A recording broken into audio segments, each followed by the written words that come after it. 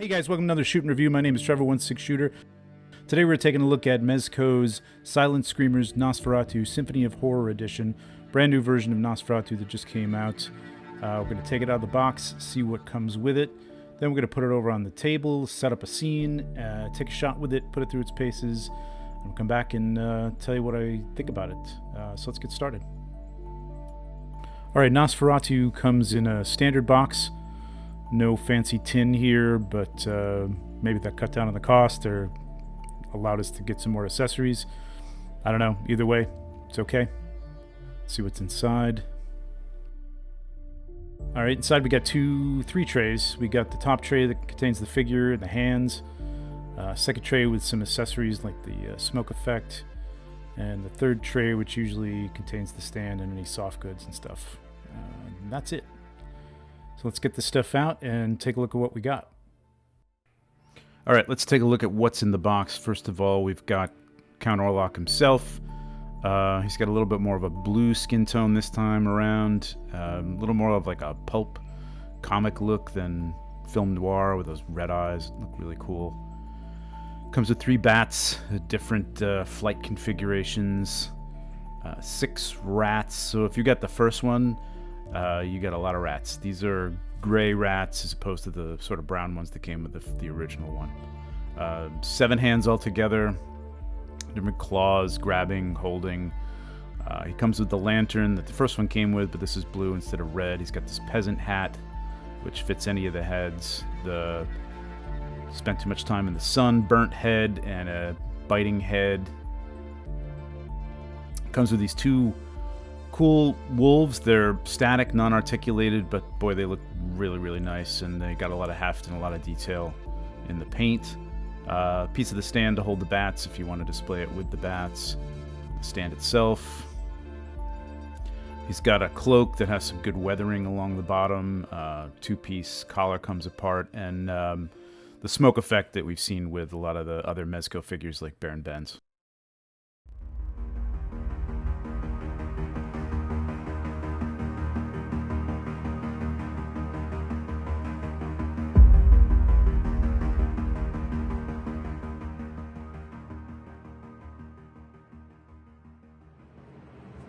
All right, I think that's looking good. So let's get in close and take a look at some of the details.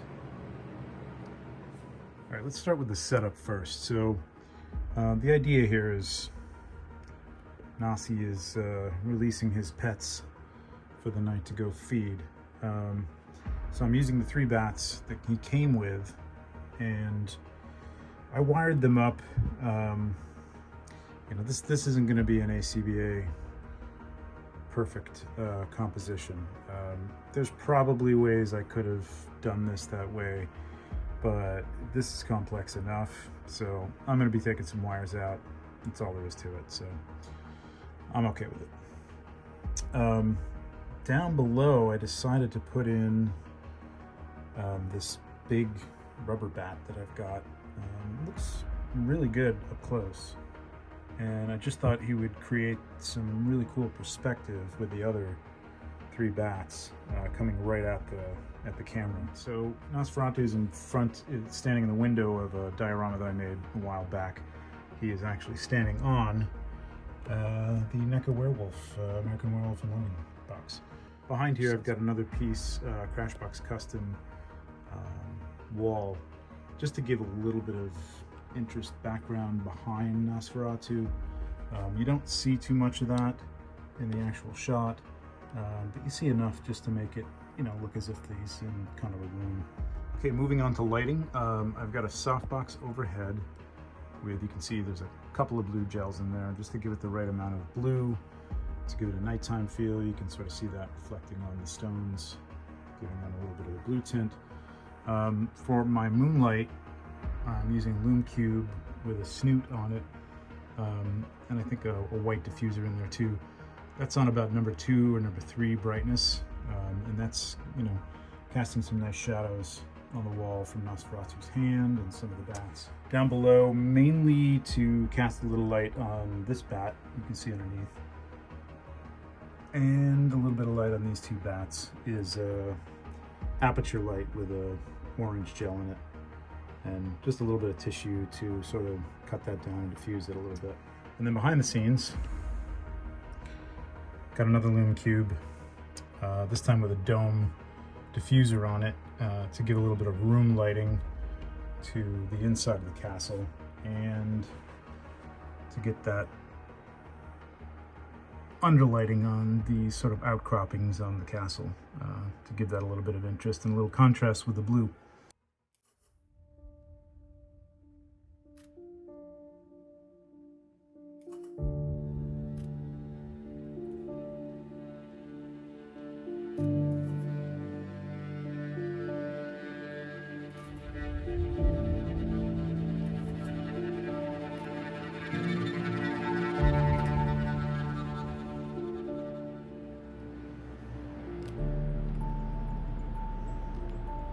Oh, that's really nice.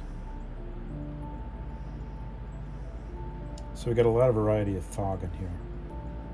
This is going to come into play. So this is why I take sometimes 30, 40, 50 or more shots with the fog. You want a little bit of variety. You want it in different places. You can manipulate that in Photoshop post.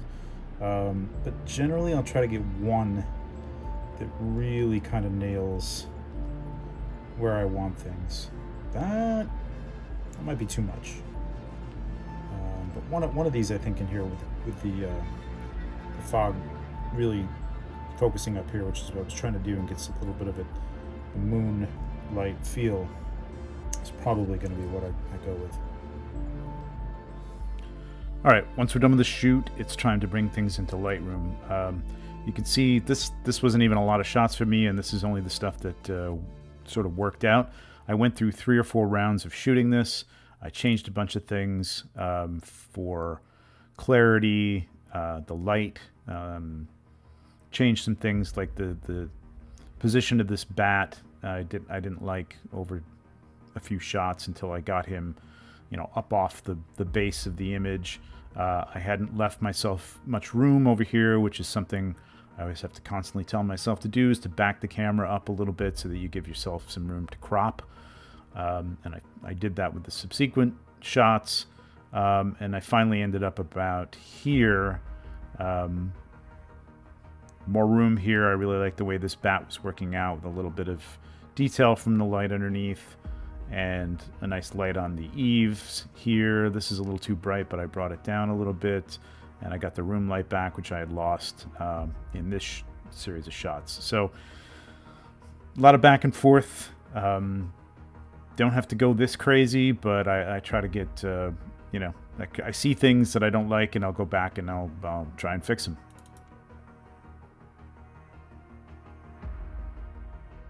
Okay, so once I've done any adjustments that I need to do in Lightroom, I'll go through on my final images and rate them using the star system that's in Lightroom.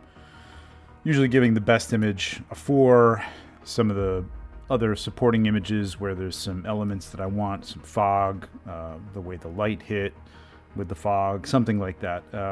Usually with the fog, there's some differences between the shots. Otherwise, if you're not using fog, there's probably one good one in here that you're going to want to use, and you'll export that. But if you're using some sort of variable, a flame, an explosion, fireworks, fog, there's going to be some differences from shot to shot. So I go through and I mark the ones that I want. I export those as JPEGs because they're just smaller files to deal with. And then I'll bring those over into Photoshop. I'm going to show you a couple techniques that I use to bring these things into Photoshop and to remove stands as well. So the first thing I'm going to do is I'm going to go to File, Scripts, Load Files into Stack in Photoshop. Then I'm going to hit Browse, and I'm going to go grab 4 or 5 of these, maybe 6, of the images that I just exported. These are the JPEGs, the finals that I'm going to bring in. I'll hit Open, and that's going to bring them into a list. And then I'm going to hit Attempt to automatically align source images. Now I'm using a tripod when I shoot, so there shouldn't be really any difference from shot to shot. But sometimes there's maybe a little bit of movement somewhere. But all this does is ensure that your source images are going to be aligned perfectly in Photoshop. So I just hit that anyway, whether I need to or not. Once they're all in, you can see if you go through them, there's a few differences in where the position of this bat is, but other than that, the main subjects are aligned. So now using these, I'm going to show you a quick technique for taking out stands. So ultimately, I ended up with this small bat down here being up here. So I do have an area where the bat wasn't. So that's the technique that you want to use. What you want to do is you want to get your shots done with all your props and all your figures that are using stands done. Then take out the figures and take a shot of the set without the figures in it. What that's going to do is it's going to give you kind of a blank layer, and I'm going to zoom into this area to show you what I mean. This area is blank here, and in another shot I put the bat there. So there's a shot with the bat and there's a shot without the bat. Okay, so what I'm going to do is I'm going to pick one of these shots. I'll use probably this one as my base shot, and then I'm going to use this one with the bat.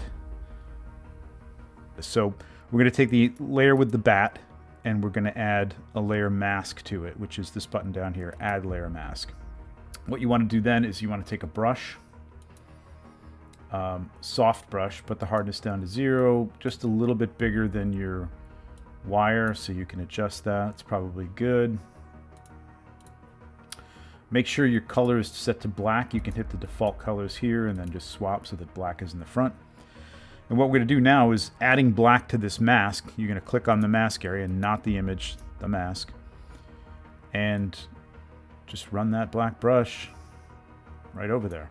What that's doing, you can see if we get in close, undo that, as that's just masking out this top image with the wire and allowing the bottom image without the wire to show through.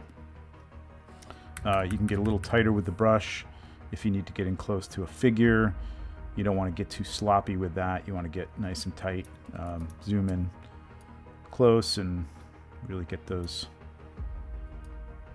wires out of there. That's it. It's simple. So basically you're just allowing that base image to show through by masking out the wire. So if I had done that with all the bats, would have been very easy to take these wires out.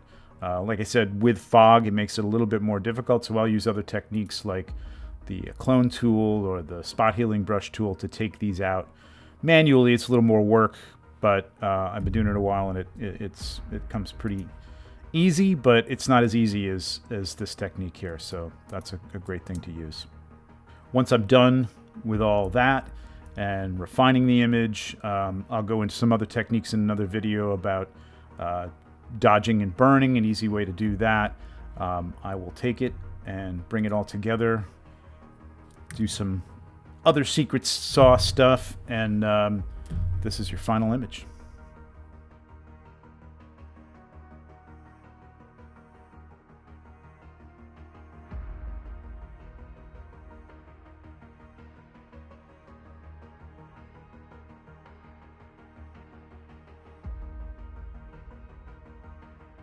So now that I've used Nosferatu Symphony of Horror in a shot, what do I think of him? I think he's fantastic.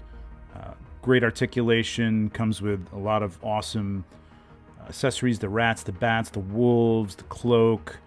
A lot of fun, great value for the money, 6 out of 6.